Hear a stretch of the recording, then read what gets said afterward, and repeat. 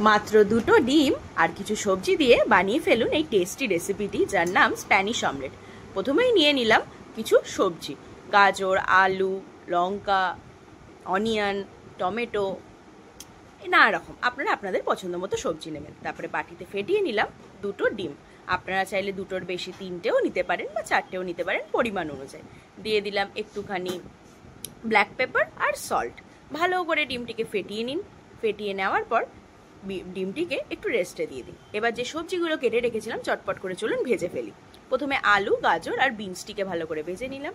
সাথে তারপরে দিয়ে দিলাম, একটু মজে গেলে তারপরে অ্যাড করে দিলাম পেঁয়াজ, কর্ন আর টমেটো। আপনারা চাইলে ক্যাপসিকামও অ্যাড করতে পারেন।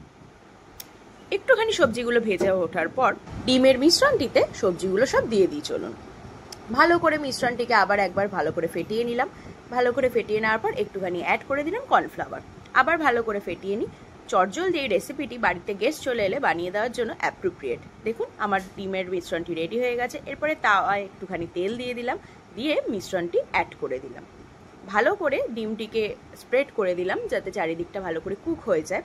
এবার ডিমটিকে একটা ঢাকা দিয়ে দিলাম। দেখুন আমার এক পাশ হয়ে গেছে। এবার উল্টে দিই। চলুন চট করে উল্টে দিলাম। দেখুন আমার স্প্যানিশ অমলেট রেডি হয়ে গেছে। ওপর দিয়ে একটুখানি সস দিয়ে কাট করে খেতে দারুণ।